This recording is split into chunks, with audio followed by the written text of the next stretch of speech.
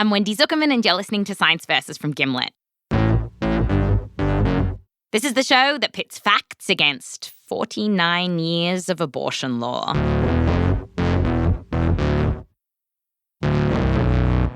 We were on a break and coming back with new episodes in September. But then, last week, the Supreme Court overturned Roe v. Wade, which means that states in the US can now be much stricter with abortions, and about half the states are expected to make it harder or nearly impossible to get an abortion.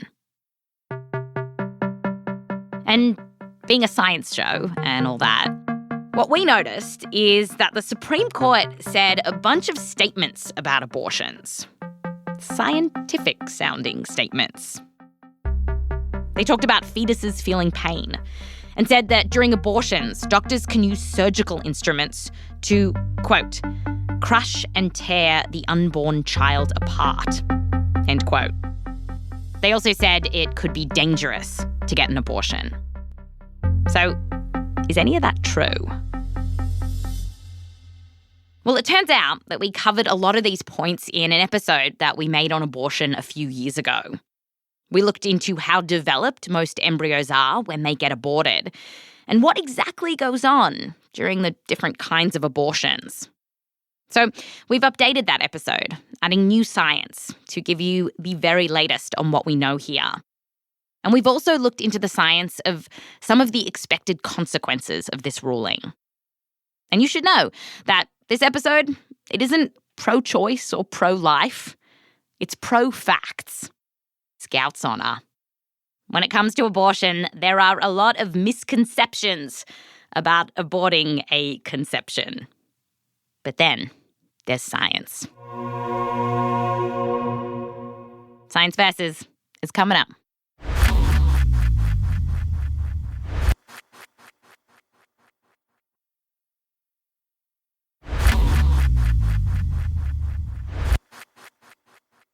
Welcome back.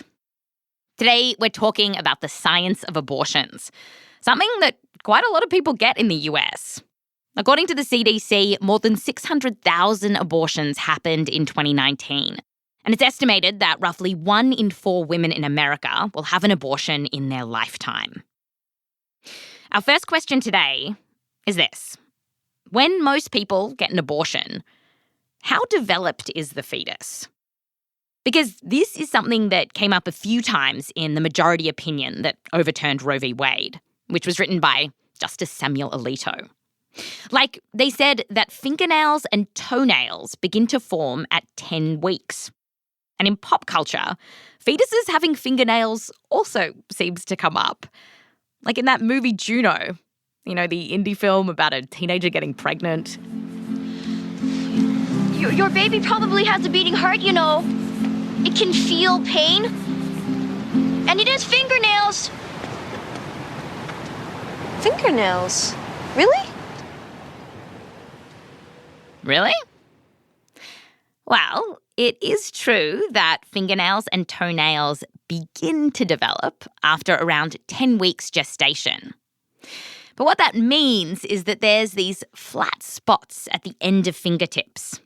Actual nails don't pop up until around 32 weeks gestation. Well, fingernails is the last. That's like when we think about a baby coming out with fingernails, that's not happening until much closer to the end. That's Dr. Amita Murthy. When we spoke to her, she was an assistant professor in obstetrics and gynecology at New York University. She taught med students about fetal development. What's your favourite stage of it? Do you have a favourite? That's the wrong question to ask me.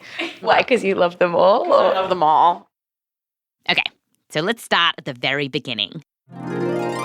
When two people love each other very much. Okay, who are we kidding? Let's start here. The sperm is in the vagina, and it makes a beeline for the egg. If it breaks through, fertilization begins. Amita told us that after the egg is fertilized by a sperm, it divides into 2 cells, and those cells divide into more cells until it creates this ball of cells. Microscopically, looks like a wriggling ball. The cells are dividing and separating. That wriggling ball will soon divide into what Amita called an inner cell mass and an outer cell mass. The inner cell mass is now actually multiple cell layers deep. We're talking about 30, 40, 50 cell layers deep. So it's like, if you can imagine like a sandwich with lots and lots and lots of meat layers in there and cheese or whatever. So it's like that. And then imagine like you start to roll the sandwich into a burrito kind of thing. Right, okay. So what Amita is describing here is that ball of cells, the sandwich. It's folding in on itself to create that distinctive shape of a fetus, the kind of curve. Or as she describes it, the burrito. So all this is happening in the first few weeks, and this burrito, sandwich, whatever thing that Amita is describing, it's really just a tiny, tiny clump of cells. And by this point, many people who are pregnant actually don't know what's cooking inside. They don't know they're pregnant just yet. In fact, it's only once you've missed a period, weeks after the sperm has met the egg, that you might take a pregnancy test. Okay, so according to the CDC, the majority of abortions happen in the first 8 weeks or so. And when they say 8 weeks, they're actually using what's called gestational age, which means the clock starts running from the first day of your last period, which obviously would have been before you actually got pregnant. But often doctors don't know which shtup made the pregnancy. So this is what they use and what we'll use. Right, so we're at 8 weeks. At this point, this little thing cooking, it's an embryo. It won't be a fetus for several weeks now. And this embryo, it's about 15 millimeters, which is roughly the size of a pumpkin seed. And the pumpkin seed, it has some teeny tiny little organs, including a teeny tiny heart. It'll start out as a 2-chamber muscle and then starts to become a 3 and then a 4-chamber muscle. And it is moving. And once it starts moving quickly, that's when it starts pushing blood through the fetal body. You have a fully formed tiny little heart, 4 chambers. And when you say tiny little, how little are we talking? I mean, we're talking microscopic. And it can do that stuff. Yeah, it can do that stuff. It's kind of amazing.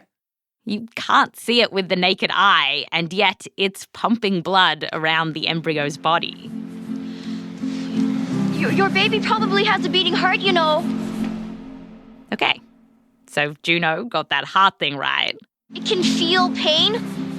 And then there's this question of whether a fetus can feel pain. And this comes up a lot, not just in indie films featuring Michael Cera. Yeah, he was in Juno.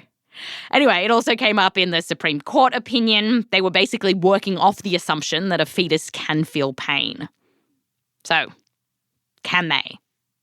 Well, this is a tricky question to answer. Can't interview the fetus, unfortunately. No, you can't interview a fetus, but there have been studies done in animals, brain scans, brain wave studies done on prematurely delivered babies, observation, dissection in like cadavers, things like that. So using these types of studies, Amita says that as best as science can tell, there are several steps that are needed for a fetus or anyone to feel pain. First, you need to have pain receptors, which are sensors that can detect something painful, and then they kind of create this electrical pain signal. Second, you need to have nerve fibers that connect that pain signal to the spinal cord and up into the brain. And finally, you need to have a brain that's developed enough to process that pain signal. So let's go through it. When do all of these things start happening?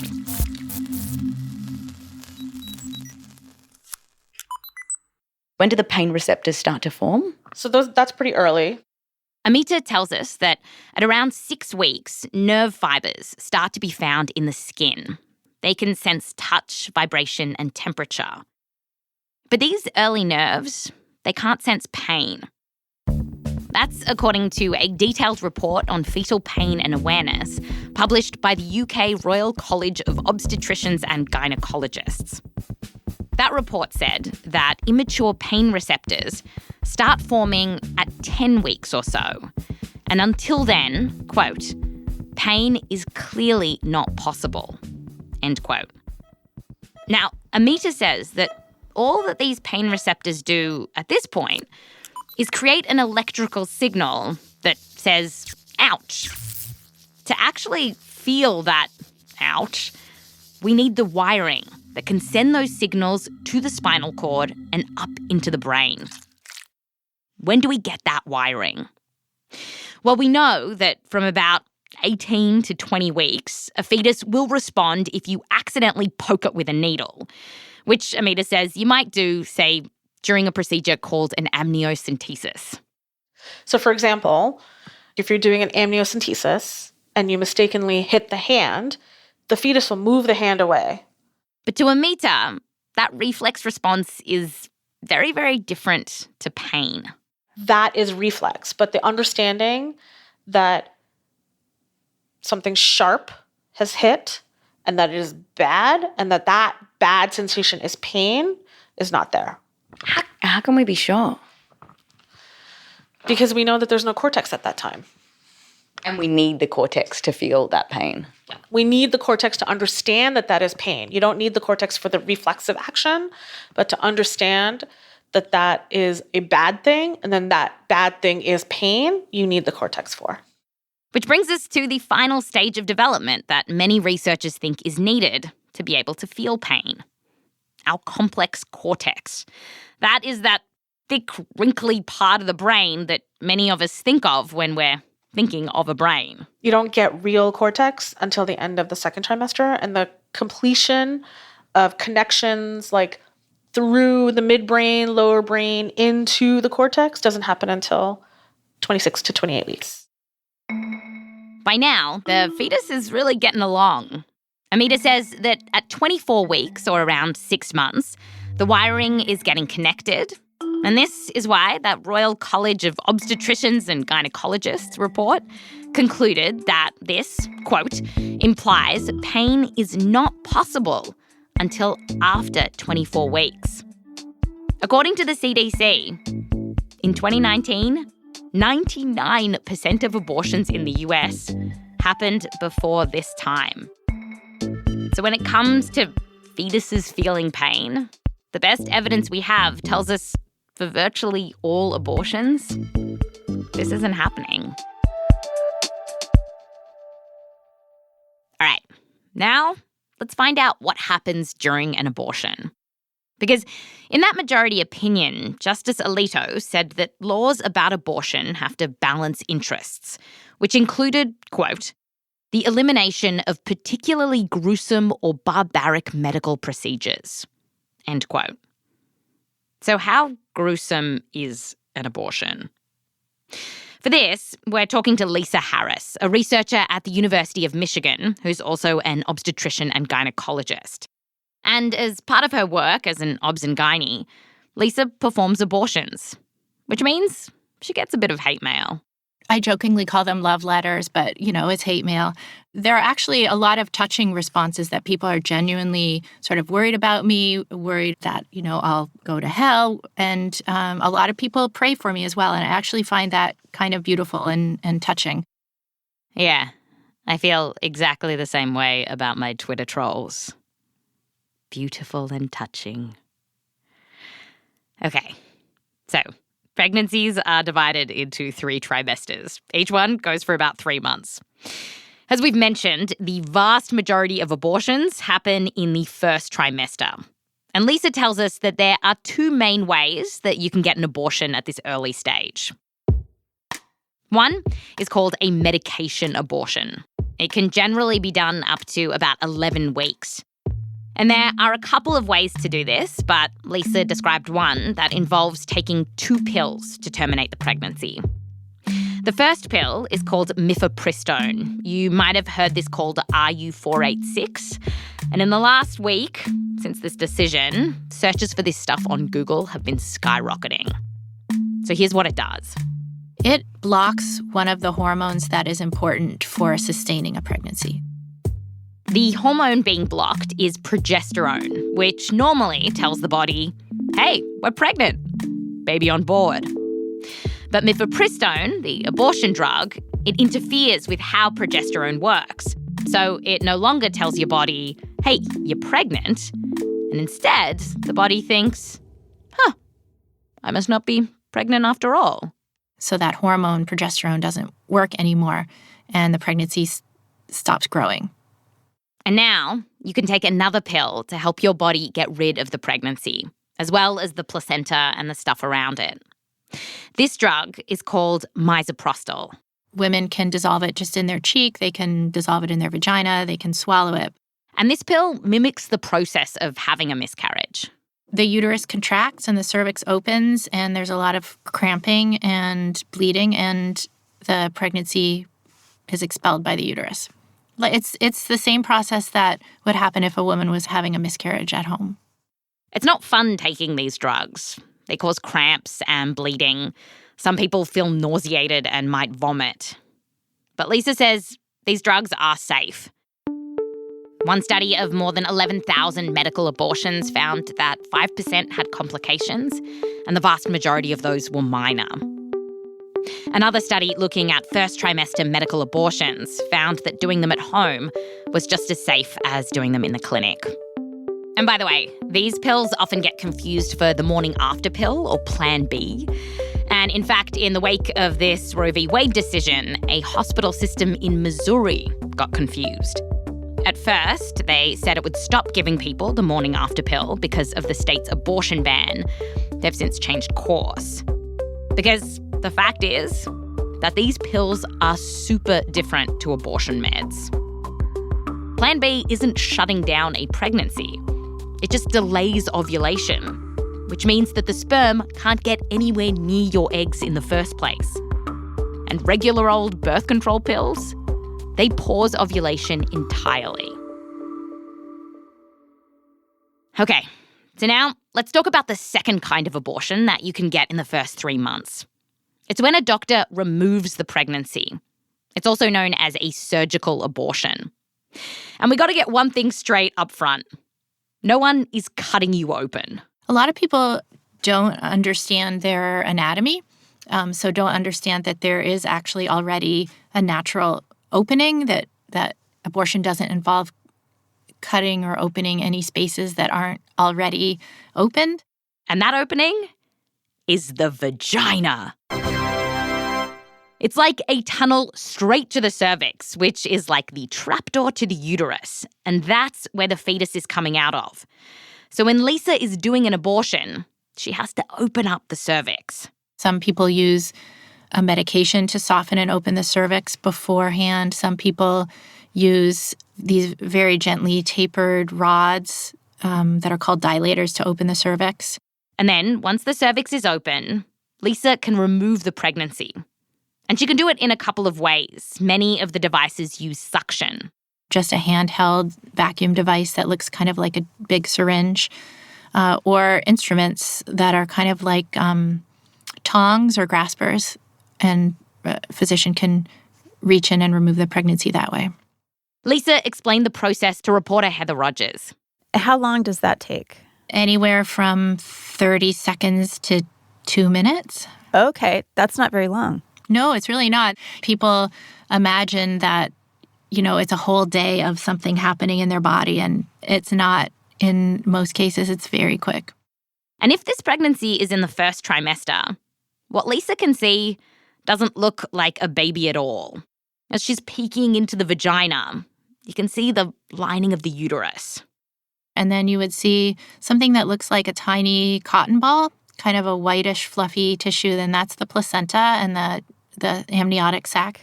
You can't really see a fetus or fetal parts until about 10 weeks. So that is an abortion in the first trimester, when the vast majority of abortions are happening. But what about for a later abortion? Well, Lisa told us that the longer you wait, the harder it is to use the pills or suction. And by around the second trimester, you may have to use other instruments, like forceps. This is called a dilation and evacuation, or D&E. And heads up, we are going to get detailed here. That involves using the instrument to reach into the uterus and remove the fetus, and generally it is removed in parts, meaning it's dismembered during the process. And when it feels or looks like the uterus is empty, you're done. And while this is Lisa's job, there was this one day that stuck out. She was about 4 months pregnant with her first child, and she gave an abortion to a woman who was about as pregnant as she was.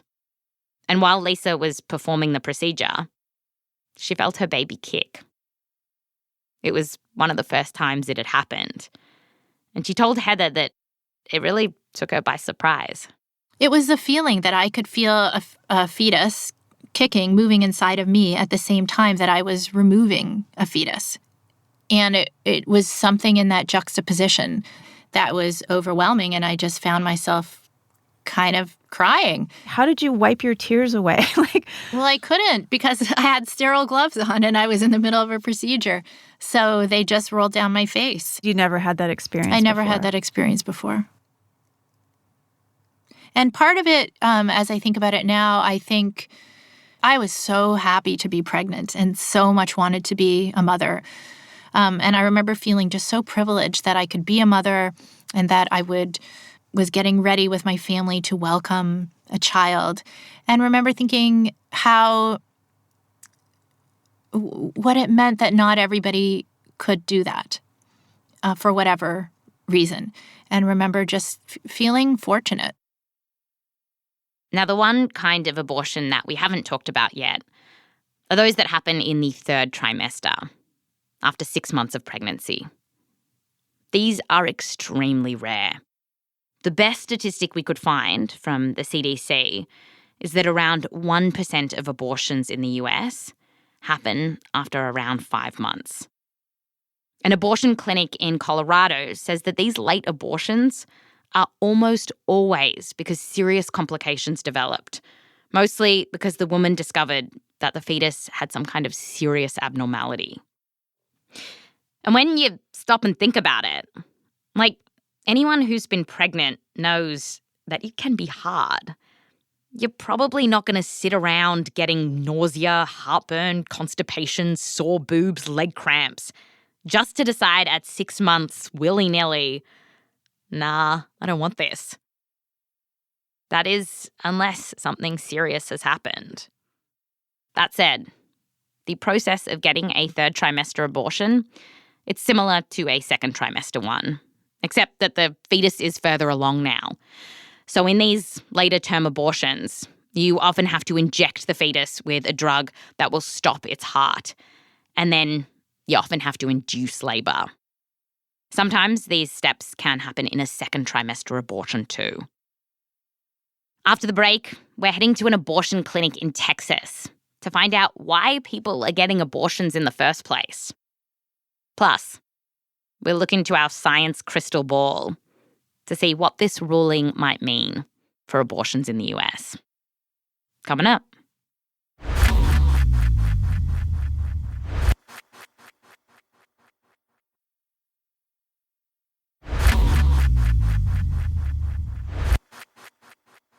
Welcome back. So we've learned how abortions work. Now, let's find out why we're getting them. Several years ago, reporter Heather Rogers headed to an abortion clinic in San Antonio, Texas, called Whole Women's Health. Whole Women's Health, how can I help you?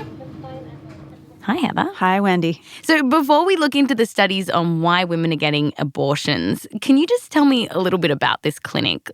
Who was in the waiting room? What age group are we talking about? It was surprising because most of the women in the waiting room when I was there, there were some teenagers there, but the women were older. I mean, they were in their 20s. Some looked to me definitely in their 30s, and there were even a couple who looked like they were in their 40s. And does that stack up with the data on this? So that does line up with the data that we found. And what that shows is that most women who have abortions are in their 20s and 30s. How many of these women already had kids? 60%. 60% of women getting abortions in America are already moms. They're already moms. They already have kids. And did you get to speak to some women there? Yeah, I talked to a couple women. And why were they getting abortions? It was interesting. They were getting abortions because one woman told me she just wasn't ready to have a child. And the other woman told me that she already has a daughter and she's about to join the Air Force and she doesn't have the money for it. Maybe it's expensive. It's so much more expensive than people think, and it's so much more work than people think. And I'm not ready for that right now. Again, I'm not. I think it's always hard when you go to one clinic and, do we know if this is representative of what's happening across America? Right. So, does the specific represent the general, the broader picture? Right. So this clinic, it does actually in many ways, not in every way. So there's this study from 2013 that looked at almost 1,000 women who wanted abortions, and it found that 40% of them wanted abortions for financial reasons. So they had financial problems or they couldn't afford to support a child. And that was the biggest reason. That was the most common reason that women gave. Another common reason was that the timing wasn't right and they just weren't ready to care for a child. Almost a third of the women who got abortions, they got them for quote-unquote partner-related reasons. What that means is that they didn't have a good or supportive relationship with the man who got them pregnant. And in some cases, these men were physically abusive. So some women spoke to me, but then the clinic has these journals. And the women who come through who get abortions can write entries in those journals. And they let us flip through some of these journals. So you're going to hear Rachel Ward. She was with me. She's a producer. We went to Texas together. This woman said, "This is not a baby. It's an embryo / blood clot / thick cell that can really alter a person's life." So this woman, she said she's never been faced with such a decision. She's been raised not believing in abortion and always preached to others that unless you were a victim of rape or having this baby would result in death, then it was not right. This is not your decision to make. Only God can take a life. The reason she's here is because she's a single mom of 2 children. And she says that she does it and they live comfortably, but she doesn't know if she can make it alone with 3 small kids. I will walk out of here and no longer be pregnant and go home and love my 2 babies just as much as I did before I walked into this place. I just hope that I am still allowed to walk into heaven one day. May God see my pain and my struggle, and may God be with me and you. Yeah. What about this religious aspect? You really don't hear a lot about women who say they are religious getting abortions. Yeah. So there's this data from the Guttmacher Institute, and it says that almost 25%, about a quarter of all women who get abortions, these are 2014 numbers, identified as Catholic. A quarter? Yeah. It's pretty surprising. And then in addition to that, 17% of women who got abortions that year identified as what they called mainline Protestant. And then 13% more identified as evangelical Protestant. Right. So let's leave Texas and Heather. Bye, Heather. Bye, Wendy.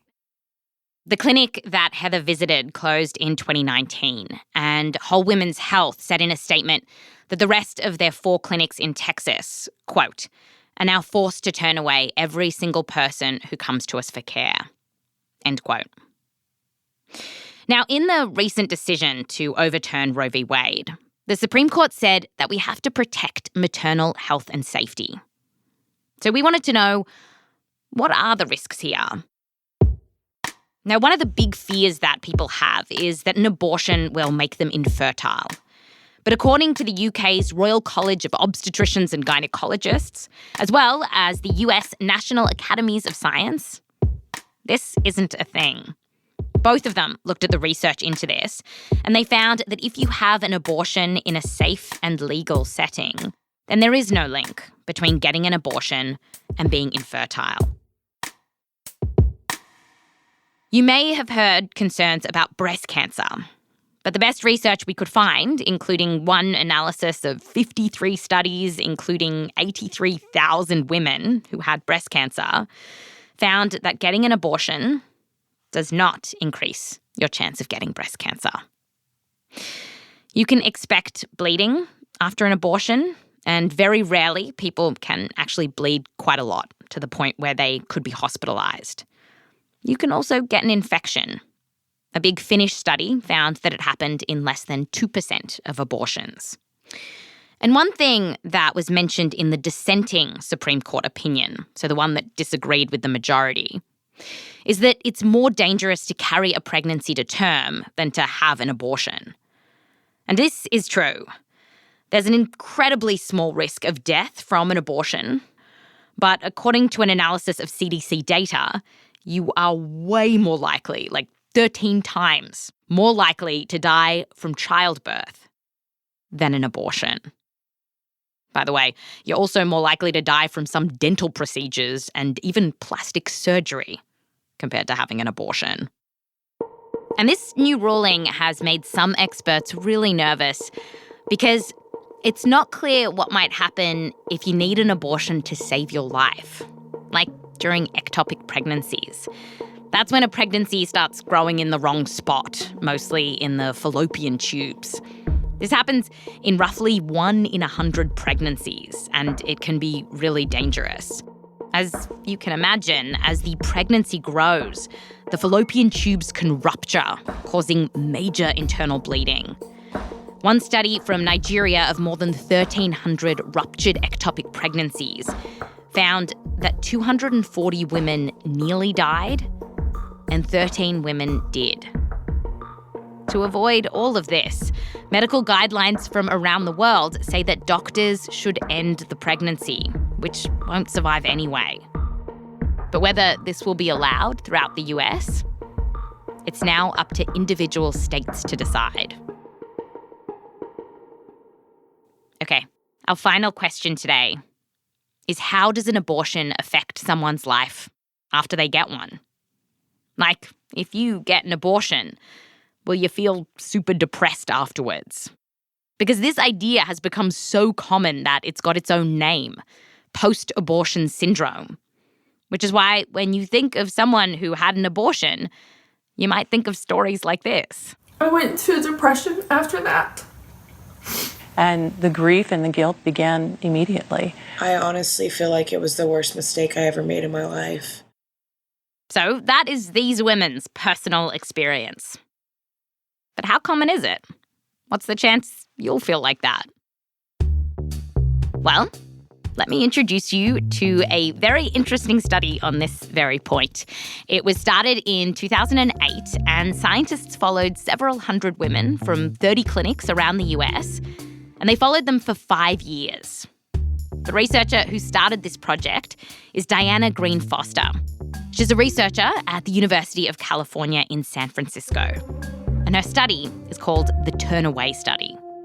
So the Turnaway Study is the first study to look for American women of what the experience of having an abortion is compared to carrying an unwanted pregnancy to term. When you're at a dinner party, what do you tell people you research? Women's health. I am so not interested in hearing random people's abortion stories. So everyone in Diana's study had wanted an abortion, but one group got them and the other didn't. They were turned away because their pregnancies were too far along, so their provider wouldn't do an abortion. And so Diana and her team studied these two groups, those who got the abortion and those who had the babies. They followed them up, asking questions about their lives, like why they had wanted the abortion, but also about depression, anxiety, a whole bunch of economic questions about the relationship with the man involved in the pregnancy, including questions about violence from intimate partners. And several years later, Diana tracked how their answers changed over time. And she found no evidence of mental health harms that might emerge from having had an abortion. Well, actually, Diana's study found that in the short term, the women who couldn't get abortions had worse anxiety. But things did even out. Over 5 years, the two groups had similar levels of depression, post-traumatic stress disorder, and anxiety. And Diana's study isn't the only one to find this. A Finnish paper of more than 1,000 women under 18 who got pregnant Also, couldn't find any significant psychiatric differences between those who got abortions and those who didn't 7 years later.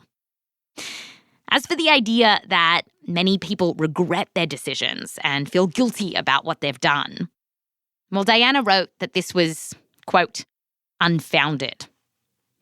What she did find was that after 3 years, the typical participant in her study had more than a 95% chance of reporting that the abortion was right for her. And Diana says that feeling stuck.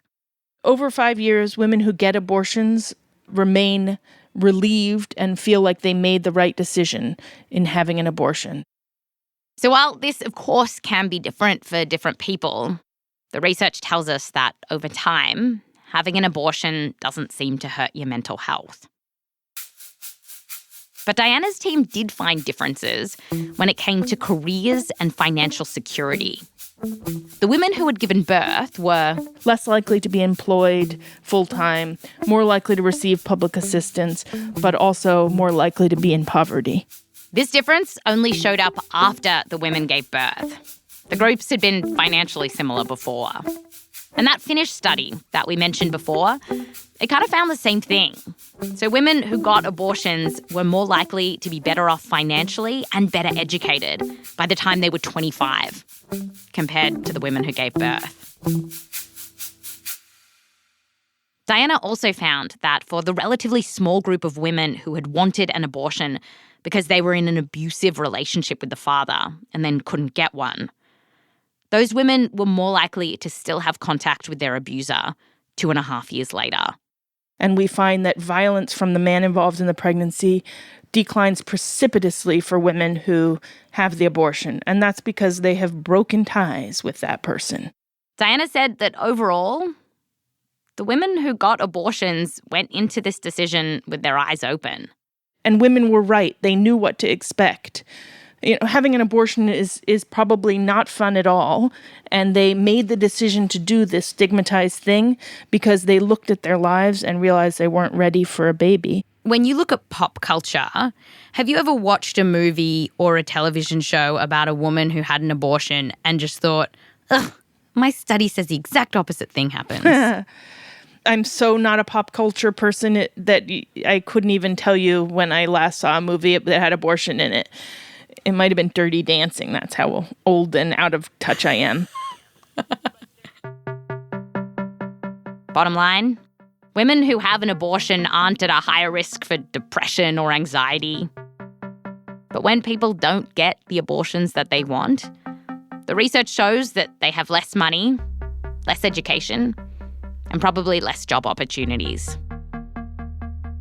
But when you look at the science around abortion, the big thing that was missing in the Supreme Court's majority opinion was what happens when abortion is illegal. There's a bunch of studies on this, and they tend to find that as it gets harder to get a legal abortion, the number of abortions doesn't actually go down. They often just get riskier. In the US, before abortion was legal, there were stories of women drinking bleach or turpentine, inserting needles and pens into their vaginas. Injuries were so common that in some hospitals, special wards were set up just for botched abortions.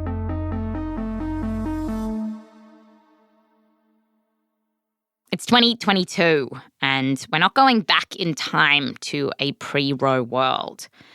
A lot of us have access to way more information. Back then, we didn't have the internet or VPNs. You couldn't order abortion pills in the mail and have them shipped to your house.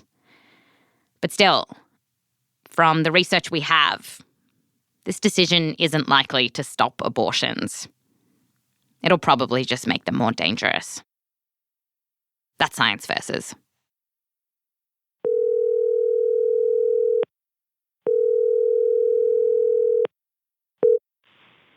Hello.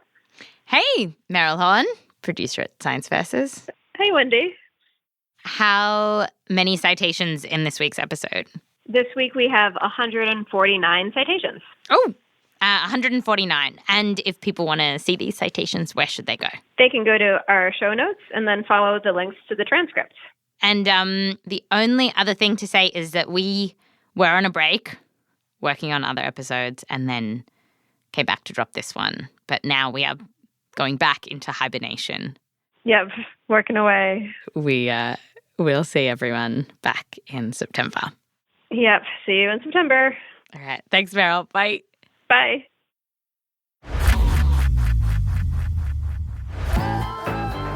This episode was produced by Heather Rogers, Meryl Horn, me, Wendy Zukerman, Ben Kuebrich, Caitlin Sawrey, Shruti Ravindran, Courtney Gilbert, Rose Rimler, and Michelle Dang. Edited by Annie Rose Strasser and Blythe Terrell. Fact-checking by Diane Kelly and Ekedi Fausther-Keeys. Extra help with production and editorial from Rachel Ward, Alex Blumberg, and Jorge Just. Music production and original music written by Bobby Lord. Mix and sound design by Bobby Lord, Catherine Anderson, and Emma Munger. Thanks to Dr. Lola Pellegrino, Ronnie Shankar, Dr. Diane Horvath-Cosper, Rachel Jones, Elizabeth Nash, Dr. Yoon-Jin Kim, Delma Limones, and Gilda Sedge. Also, a big thanks to Katie Bishop and Reverend David Gushie. I'm Wendy Zukerman. Back to you next time.